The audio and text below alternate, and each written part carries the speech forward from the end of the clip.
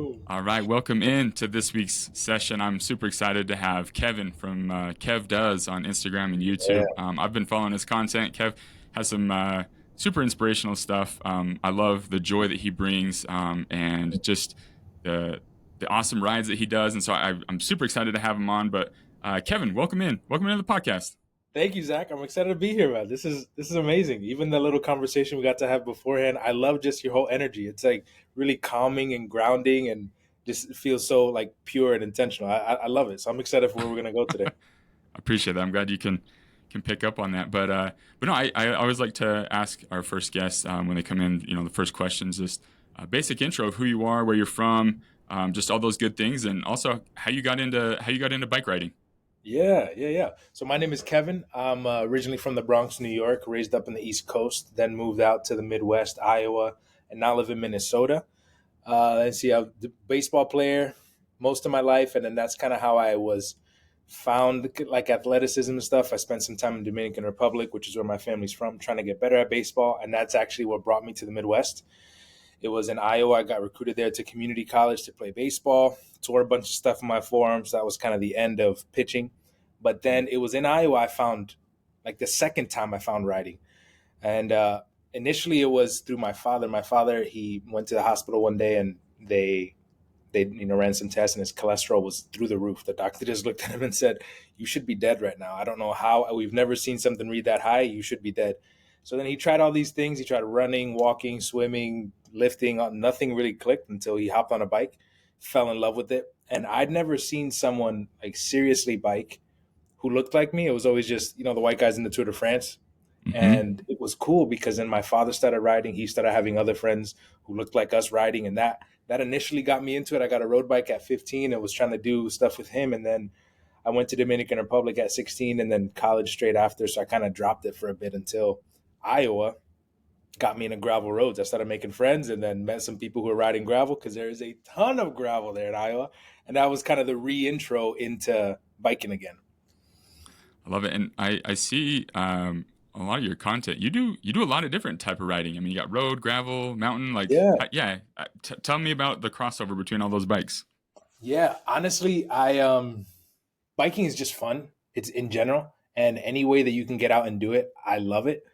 And it's interesting because road biking, I feel like I kind of got into more through commuting and then just ease of access. It's the easiest thing that you can go do out your front door. Most people have a street. Gravel, I got into through Iowa, and there's just a different like sense of adventure through gravel riding. So you can just get out more and further away from cars in a little less populated places. And then through gravel riding, I already like to camp beforehand, and then that kind of mixed the two. And then got bike packing, which was just a whole other way to explore. And it's kind of like the perfect speed because you get to go through these smaller towns that are accessible only by gravel roads that not everyone gets to see. So it's kind of off the beaten path, which is fun, but you can still ride on regular roads and go through big cities. So it's like the perfect mix there. And then mountain biking, my roommate in college, his father was like a semi-pro mountain biker. So he grew up mountain biking. And one day he took me out and it was, man, I couldn't stop the smile that was on my face because it was just so much fun. And of course, I flew over the handlebars. Nothing seriously happened, but I had to get back on the bike. And that's what introed me into mountain biking. So it's like I have the three separate sections in my mind. So mountain biking, in my opinion, is just the most fun, just the pure fun, because it feels like it is just a pure shot of adrenaline every time you hop on the bike, and just so much fun. Gravel seems like it's a perfect mix of adventure because you can go really, really far, still be kind of off the beaten path, and make your own adventure. And road, there's more people on the road, so if you want a group ride or if you want to go really fast, that's what in my mind, I categorize road as. So I mean, I love them all. I don't want to discriminate. They all have their pros and cons, and it's really fun. It's awesome. So, how many bikes do you have, Kevin? Well, I recently Count them sold a up. couple. I recently sold a couple, but right now in my house there is five, six, seven bikes, and then a trainer, like a kicker trainer bike. I So love it. seven and a half, eight bikes. Yeah, There I love was it. 13 down here at some point. So that was too much. Between my wife and I got my wife a couple bikes to get her into it, but yeah, it was too many. Gotta No, narrow that down a little bit. N plus one, right? Like you And say. That's the I beauty just of it. I heard someone on a ride the other day who goes the perfect amount of bikes is n plus one equals d minus one. So the need plus one equals divorce minus one, and that, oh man, that made me laugh. I feel like we're approaching that D-1 level Nah, when we're yeah, gonna take some 14 bikes down in the basement. But definitely have to find a balance with it. yeah, for Absolutely, sure. for Yeah. sure. So, I mean, you're riding a whole bunch, and then what inspired you to start the YouTube channel? What inspired you for the Instagram content? Yeah, it was there was kind of a mix of things. I initially got into it because on YouTube I started watching moto vlogs. So people would have a camera attached to their helmet, and my father was a motorcycle mechanic my whole life. So he kind of inspired me to get into biking and also motorcycles. I loved it because I reminded me of my father. And I don't know, I've always kind of been drawn to storytelling. There's just something in school I always loved when it came time to present because you got to formulate the story and use your presentation materials to go. And I was always obsessed with that. And watching them people motovlogging, I was like, man, I can maybe do that. So I had a motorcycle. I tried some of those, and then stuff just kind of fell into place where I was biking more. I started watching more biking stuff and bike packing stuff. And, Ryan Van Duzer was one of the initial guys I got to watch. And it was cool because I got to eventually go on a big ride with him and do part of the Great Divide. But the initial part that I wanted to start recording and putting stuff out there for was like, I got into this in Iowa. Iowa, there's not many Dominicans in Iowa or people of Mm, color in general. And it was just something of, I got sick and tired of my family and other friends back home and other people seeing the things I was doing outside and being like, oh, we don't do that. That's not something we do. That's just our people don't do that, blah, blah, blah. And I wanted to rewrite that narrative. I didn't like that story because I'm sure we'll get into this. Like the benefits of being outside in general are tremendous. And that's just something that I didn't grow up with. I mean, I was from the Bronx, New York on Grand Concourse and 181st, like in the city. And it's just getting out where there's just woods and you don't hear a siren or a car or doors closed. Nothing that never happened until I was like, I don't know, 16, 17, when I was in the middle of nowhere in the Dominican Republic. So you go mm, all that time with just city. And then I got to see the stark difference to outside and what that does for your health and mental health and physically moving, all of that stuff. I wanted to kind of rewrite the narrative for people of color to get outside and the benefits that there are, and also allow people, hopefully people who look like me, to see a video of mine or something that I've put together and think, oh, if he can do it, I can do it. And it gives them the access. And I'm fine being the pioneer. And there's been a lot of crappy stories that I've had and experienced, but mm. the positives far outweigh the negatives that I've had. And I Yeah. just want other people to get outside and do it. And not just people of color. At this point, it's like anyone. I just want to show people the joy that I get from being outside. And hopefully that bleeds into their lives and gives them some joy and motivation to get out. And that's one thing that drew me to your content is the pure joy that you have. Oh, thank On you. so many of your bike packing videos and stuff, I'm like, I guarantee you it's not that fun. I guarantee you it's pretty miserable. But I mean, you just got this huge smile on your face. You're laughing about stuff. Anytime something goes wrong, you're just have that positive spin on it. So have Yeah. you always been that way? Has that always kind of been a positivity mindset you've had, or has biking helped improve that?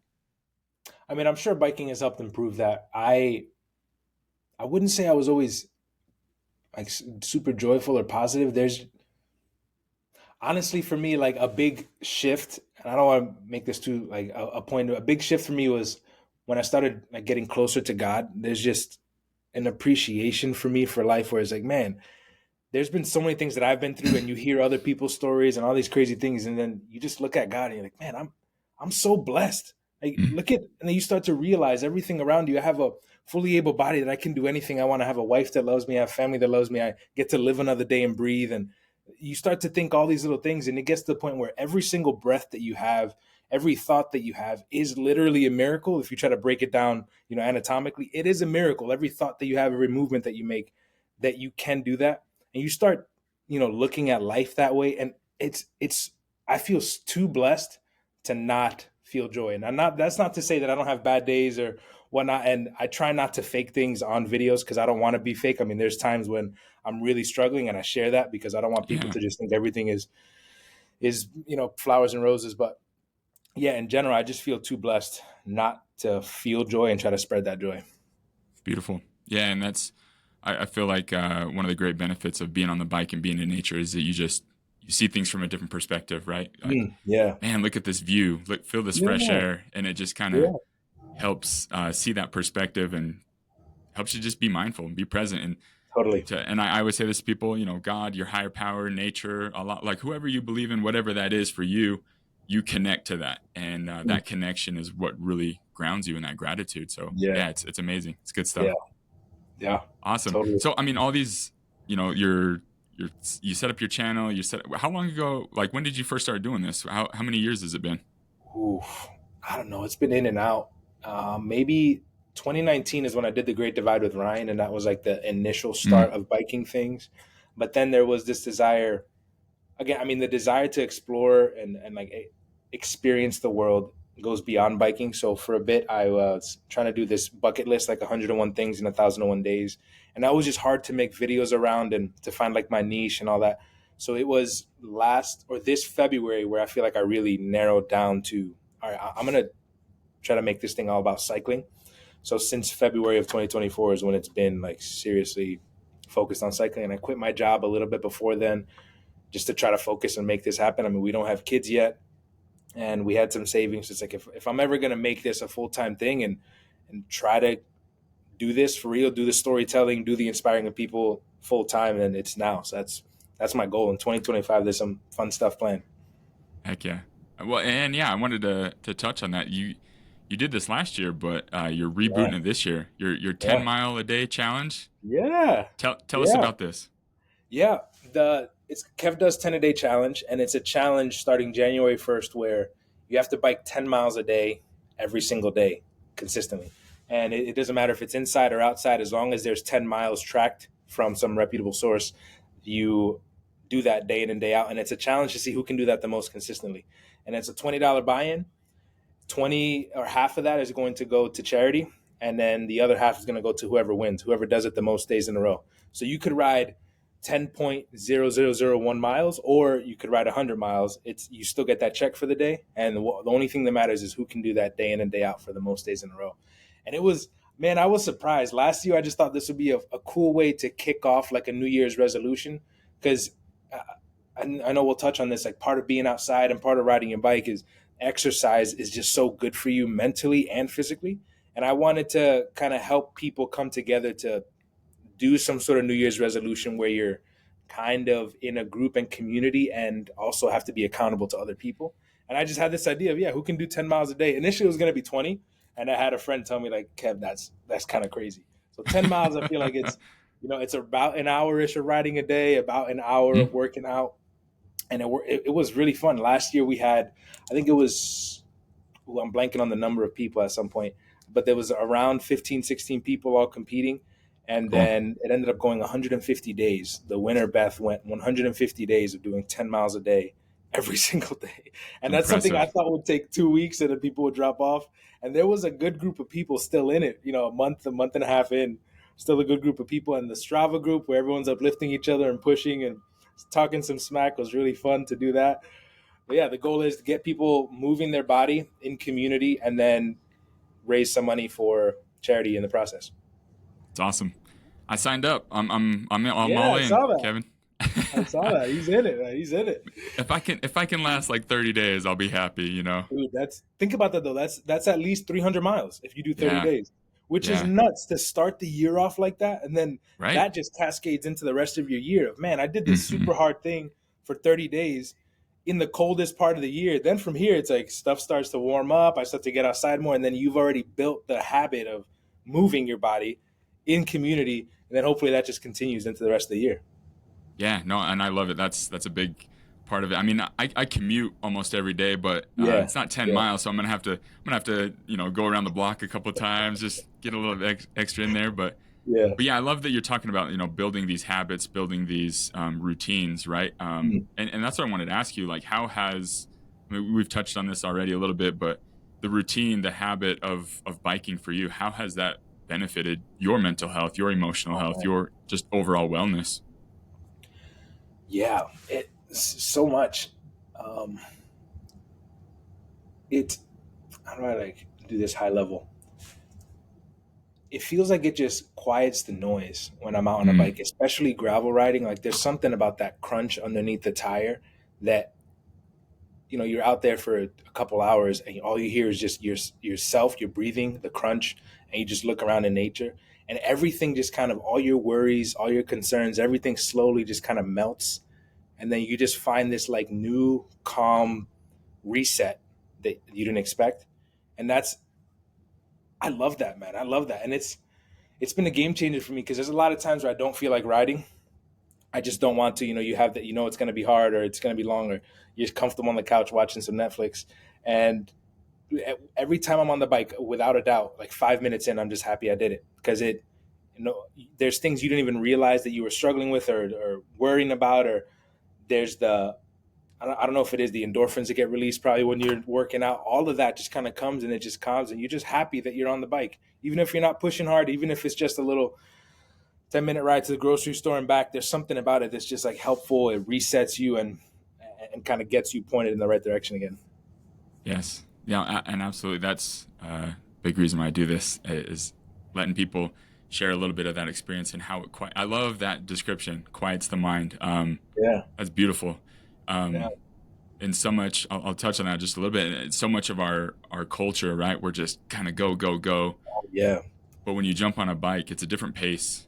And yeah, you can be racing, you can try to get your, Totally.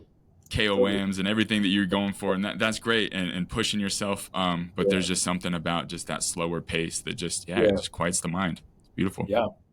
And I think that has to be spoken more about, because even me, when I got into biking, it's like, all right, you got to get a race road bike.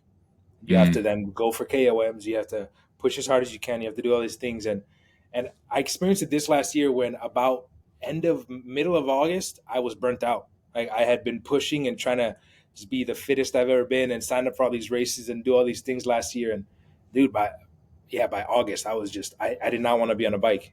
And then I did this group ride up to Grand Marais. It was 300 miles, and I hadn't ridden a bike in I don't know how long before then, but I knew I had enough base fitness to go and do that. And then I got poison ivy shortly after that. And it's honestly, that was September. It's middle of December now.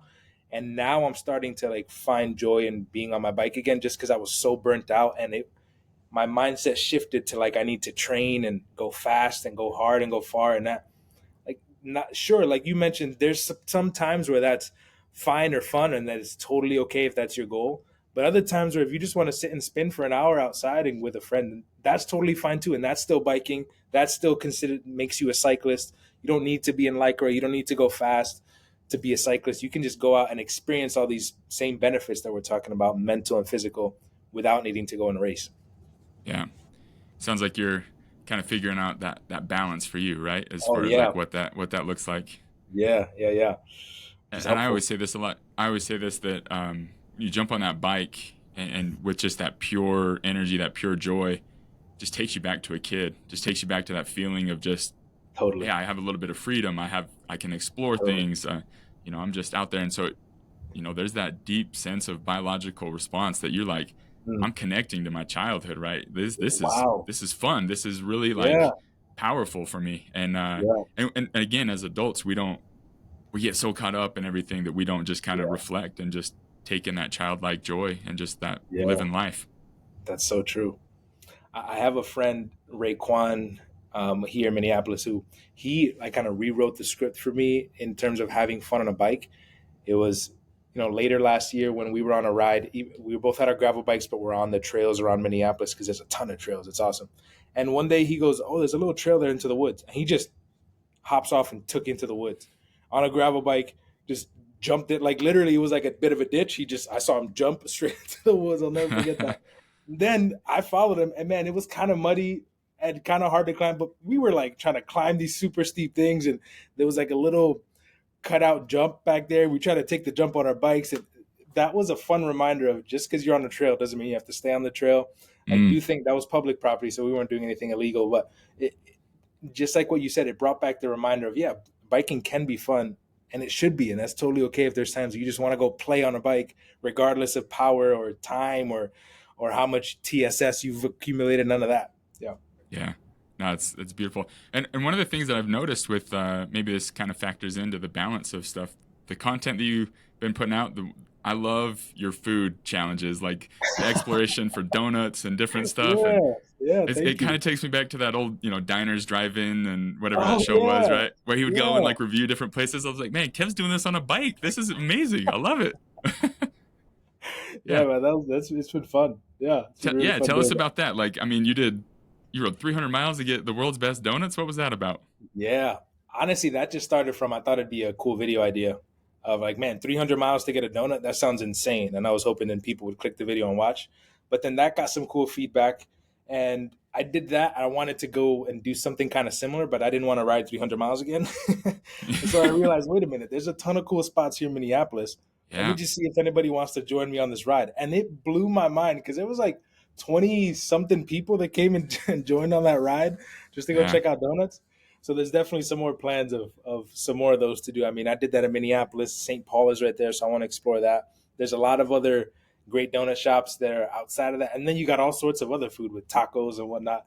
And it brings it back to like all these positive things of you're outside moving, you're in community with other people, and you're trying stuff that is fun, and you kind of feel like, oh, even though I'm having donuts, it doesn't matter because I'm doing a 30-mile bike ride, so it kind of weighs itself out, and I don't need to feel guilty about eating 9 donuts. yeah.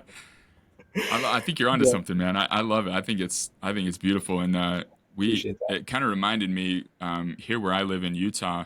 We're trying to get in our specific city. We're trying to get the bike culture kind of built up, and we Mm. decided we started this two wheel Taco Tuesday. I love like the different Ooh, word iterations. You can take yeah, that, Kev, if you want to. It's not yeah, copyrighted. So, but we started doing these Taco Tuesday rides, right? And because there's so many taco shops all around and trucks, and so yeah, we'd meet up there, and then we'd go for a ride after, or vice versa. And I'm telling you, some of the best riding buddies that I've met recently have come from those yeah. experiences, right? So just putting yourself out there, and people gathering around food and good Oh, that's times on the amazing. bike. There's some good stuff there, and so Yeah, it's awesome. It's that's a beautiful, great idea. I love that. And do you guys go to the same spot every week, or is it like different spots? different, yeah, different. Ooh, Because again, there's so many taco places, right? In any given town or any given city, you can hit up a whole bunch of them. So yeah.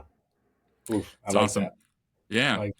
but as far as things that you're wanting to pursue, or yeah, I mean, you talked about finding this balance. Yeah, Mhm. what are some of these goals, some of these motivations, some of these things that you'd like to continue to push, or anything that you'd like to do differently, or do more of, or do less of?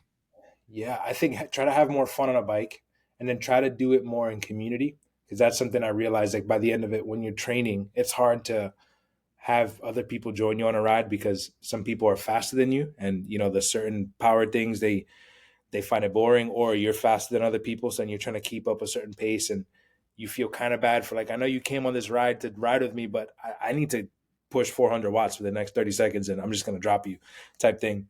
And I'm trying to do more of uh, more just out riding on a bike and kind of chill zone two stuff versus Hmm. trying to just push hard for a certain amount of time. And I heard that podcast from Tade Pogacar. It was like, yeah, 80% of my training is just chilling in zone two for long periods of time. I was like, the best cyclist in the world right now is just chilling at zone two. I can chill at zone two too.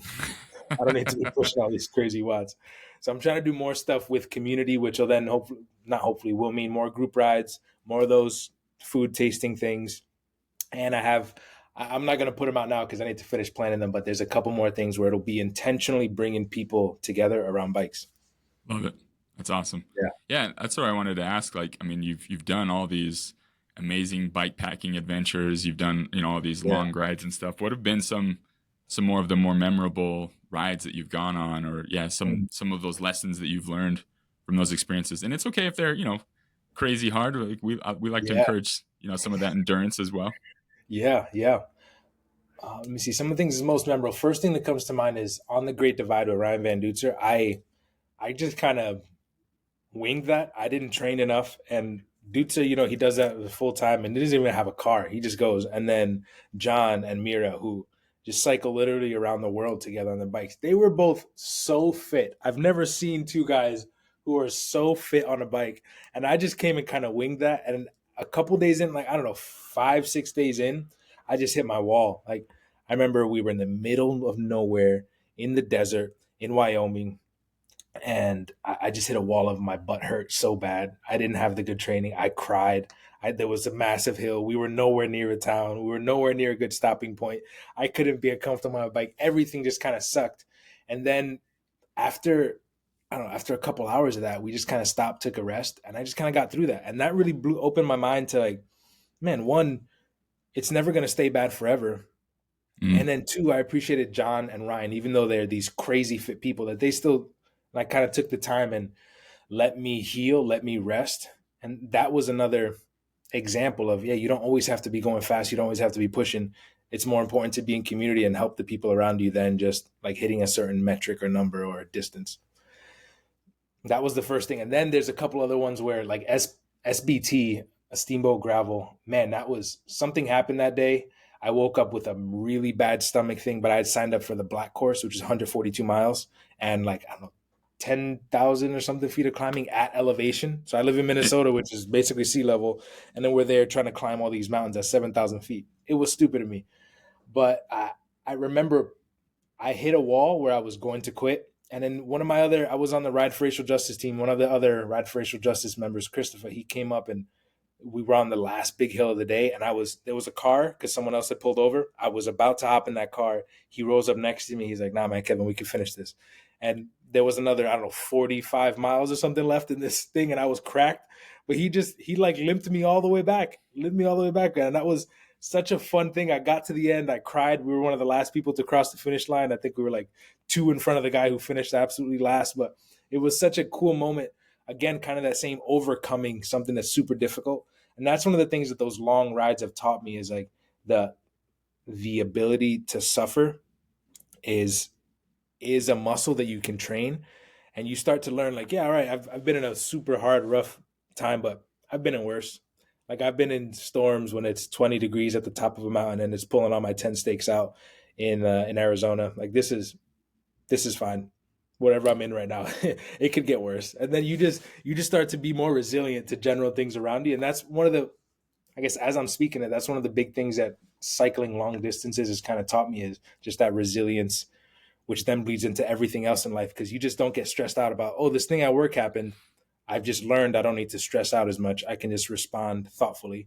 Oh, this thing with my friend is happening. I can respond thoughtfully. And or I have this training ride that I need to do that's 3.5 hours. It's okay. I've ridden for 13 hours. 3.5 hours isn't a big deal. And you just start to build up this mental resilience to negative things in your life, and they don't like penetrate as much, which then leads to the overall mental health of, it's helpful when you're on the bike, but also it just makes you stronger in every other aspect of your life. so well said. Absolutely. And that's, again, a big reason why I ask people to share those experiences and encourage them to get on their bike. And yeah, there is that benefit of the long endurance type of thing Yeah. because it just teaches you such amazing, valuable lessons. Mm. I talked about this on some other episodes, but like hills don't change, right? Like these that you go up, but your ability to manage them, your ability to climb them, like Ooh. that's where you really kind of dig in and you feel like, hey, I'm getting better at this, right? And I'm feeling that, and then that, like you said, that kind of bleeds over into other areas of your life, and that gives you that Yeah. confidence and that ability Mm. to tolerate distress and Yeah. just handle the hardships of life. So That's yeah, such a good. I'm writing that down right now. That's such a good quote. I love that. yeah, Mm. yeah. That's good. Um, and so as you're continuing to build up everything that you're doing, Yeah. all that you've done. I mean, again, I love the stuff that you're doing, Kev. How can people find you? Where do they access your stuff? What's yeah? Tell us a little bit more about that. Yeah, yeah. On YouTube, it's KevDoes. And on TikTok, it's also KevDoes. And then on Instagram, it's KevDoes Insta. Someone already took the KevDoes thing, so it's yeah. But KevDoes Insta, and then KevDoes everywhere else. I love it. Good stuff, Yeah. man. Well, yeah. I mean, before we end, what kind of I always like to ask this to people if someone's looking into getting into cycling or starting back up again, right? And they might feel a little intimidated or they're not really quite Yeah. sure what to do. Yeah. Honestly, I would point them to your channel to kind of Thank you have you. a lot of great advice and everything. But Thank you. what other specific advice, what other specific tips would you give to people? Yeah. A very specific tip that I think will revolutionize not just your biking, but your life is if you're going anywhere that's 5 miles or less from your house, get there by bike. Mm, Because I mean, and there's so many things that bleed into that, but if you're trying to get into biking, You're not going to be fast or strong or have a lot of endurance at the beginning, and that's perfectly okay. But just doing it more, just getting your butt in the saddle more will get you fitter, not just on the bike, but in general life. So then, like you mentioned, your ability to climb that hill is going to slowly change. And I remember in Iowa City, it was 4 miles each way to work. And that's kind of what really sparked my like riding longer distances and all that. Cause man, I was able to run a marathon I trained for 6 weeks. I'm not a runner. So I trained for 6 weeks. I was able to run a marathon just because of the fitness that I gained going 4 miles each way to and from work. I did that for like 8 months and then decided, all right, let me see if I can just run this marathon in Minneapolis that's there quick. And I was able to do it successfully just because I think of the stamina that got built up cycling. And I think a lot of people's hesitancy around going on group rides and all that is they're not strong enough to keep up. But if you just do it consistently, that grocery run that you have that's 3.5 miles away, it'll take you almost the same amount of time to do that on a bike as in a car. And then you do that every other day. You do that whatever, to office, to work, to friend's house, all these things. It just builds up. You'll start losing weight. You'll start getting fitter. You'll start thinking clear. And then next thing you know, your ability to climb that hill is significantly improved. So then when you go on that group ride, you're not worried about being dropped because you know that you can keep up. And then from there, you can start doing stuff of going longer, going further, finding group rides, finding some sort of community. But I think just starting off with that commuting is like a life-changing piece.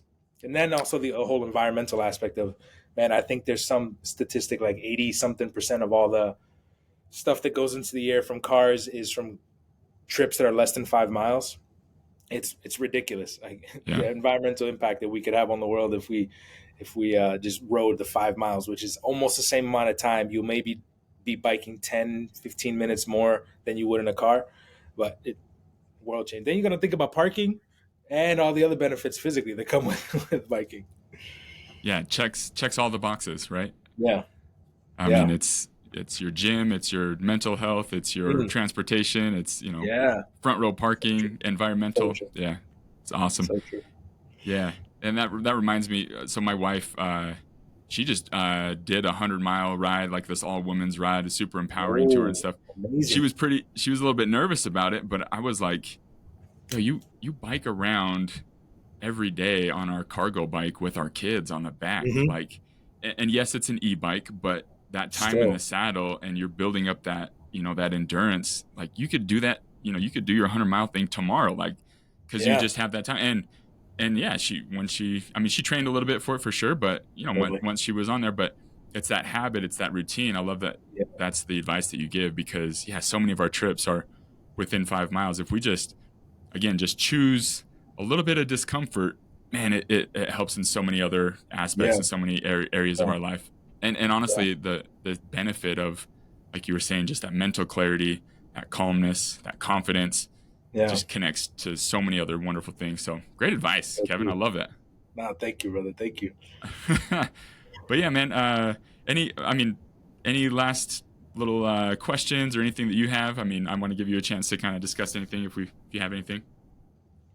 Yeah, I did have a question. I mean, with your mental health background, like I've wondered this sometimes. Does biking actually help move the needle permanently, or is it just like this little temporary spike of endorphins and then you're kind of done? Because even we're talking about the little commuting rides. I have a grocery store that's like 1.2 miles away from my house, and oh man, we're out of milk. Instead of taking the car there, I take the bike. But even that little like 8 minute ride or something over there, I feel like stuff start to melt away, and coming back to then start working again, I feel like I'm crisper. I'm like, it was like a hard reset for me. Even that little, 16 minutes total there and back to the grocery store, which would have taken the same amount of time in the car. So I'm wondering, is that just a temporary little spike, or is that something that like is a little brick that you're putting towards just elevating the entire foundation? Yeah, and I would answer it's both. It's Mm. you get that temporary like feel good, like, oh, this is why I'm doing this. But Yeah. if you look at any kind of mental health experts or research, some of the main areas that they talk about that help the most with your mental health: sleep for one, right? Mm. Because Hmm. you're getting that reset. Yeah. Exercise is another one. There you When go. you're Yeah. moving your body, I mean, it Yeah. releases those natural endorphins in your brain. What we eat, right? Our nutrition. And then also there's a lot more research coming out about sunlight, about being outside. Ooh. So if you build on all of those pillars and you do that consistently over time, it starts to we have neuroplasticity in our brain where we start to develop new pathways, and we it changes the way we look Whoa. at things. It changes the way we think about things. And one of the very first episodes that I did, and it's one of the most popular ones on here. It's called How Cargo Bikes Change Your Life. And Mm. my man Sean up in Oregon, Sean Tigard, he talks about how getting a cargo bike just changed his perspective because he Mm. started doing all these things on his bike, Yeah. and it changed the way he ate, it changed the way he slept, it changed the way he just Wow. kind of viewed things. And when you start doing those consistently over time, that's when the real change happens, like you said, when it moves that Yeah. needle. Now, I Mm. would also caution that people can get a little bit obsessive or overboard with things, right? And it sounds like you've felt that as far as Yeah. Yeah. especially endurance athletes. I mean, man, kudos to you guys that push it like to that limit. It's pretty wild, but you also have to find some balance with that too, because if you're Yeah. training for 8-10 hours a day, that can also have some pretty significant Totally. physical and mental health impacts. But Mhm. like you were saying, it's always good to have that balance. But yeah, building those consistent habits, those consistent routines, Yeah. yeah, it changes the way you think, it Mm. changes the way you interact with the world, and absolutely, it's beneficial for your mental health. I I mean, I love that you mentioned their cargo bikes, and you mentioned it previously as well that your wife commutes on a cargo bike. That's something, as I got more into cycling, and my initial thought on e-bikes was like, man, they're just cheating. That doesn't make any sense. Mm-hmm. But everything you mentioned that was a benefit, getting outside into sunlight, moving your body, and then I forget what sleep and then nutrition, all of that you still do on a cargo bike. Sure, you may not be pushing as hard, but if that's what it takes for you to like, yeah, I'm gonna buy this cargo bike, or that's the only bike I have access to, an e-bike, and that's what I'm gonna use to and from work. Like I don't, so many people feel like they're cheating or not doing a good enough job with that. It's still infinitely better than you sitting in your car and going. And again, there is nothing wrong. Like you don't have to compare yourself to anyone else's Strava or time or what type of bike you're on.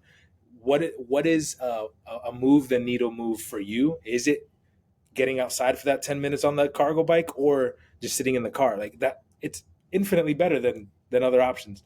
I think so Yeah. many people, include myself included, were like, e-bikes are not the way to go. Dude, e-bikes are amazing. I think they're changing the world for a lot of people because it becomes a car. I mean, some of them, it drastically changes where you can go, what you can do. Some people can't push up a hill like you're talking about with their knee issues or ankle or something, and they can Yeah. on a cargo bike. It's so cool. Yeah. And I'm reminded of some content that you put out there, of you riding and you training, and your wife was on an e-bike kind of cruising Yeah, alongside you. Is that right? yeah, yeah, Yeah. yeah. So again, it kind of, for a lot of people, and that's, I've heard that a lot too. It kind of just levels that playing field. I mean, again, we're not Yep, competing here, but it just yeah. levels that ability to just kind of stay with each other and Oh still yeah, benefit all that stuff oh too. yeah. So She yeah. becomes my pace car. Like if I have to train, she can hold that 20 miles an hour for like 18 miles, which I cannot do yet. So she just holds Absolutely. up. She's like, "Oh, you want to go? Yeah, sure, we can go faster. Sure." Yep. Yeah. No, It's absolutely. great. It's No, great. great stuff. Well, Kevin, again, I appreciate you being on. I appreciate all the stuff you're putting out there. Honestly, I really do. I point a lot of people to your direction. When I'm talking to people about getting into biking and stuff, I'm like, follow Kevin. I mean, you'll just see, and the beauty about it is, it plants different ideas in your mind of like, yeah, maybe I Mm, could go just ride to go get donuts, or mm. man, that ride that he did, that bike packing trip, that looks awesome. Maybe I won't do that one, but maybe I'll do something a little bit closer in my Yeah, in my neck of the woods. So yeah. just those little ideas, you never know what comes from it. So keep up the good Totally. work, man. I appreciate that, Zach. Thank you. You as well. Yeah. This was awesome, and I'm excited to go listen to all the other episodes that you've done because I think this is key and super helpful. Yeah, yeah, absolutely. Well, if you're ever out here in Utah, I know you've been to Utah before, doing some bike packing. But if you ever want to just go on a chill mountain bike ride, or just along the path, hit me up, man. I'm up here. Yes. I'd love to ride with you. Thank you, Zach. I appreciate that, man. I definitely will. All right, we'll stay in touch, Kevin. Bye.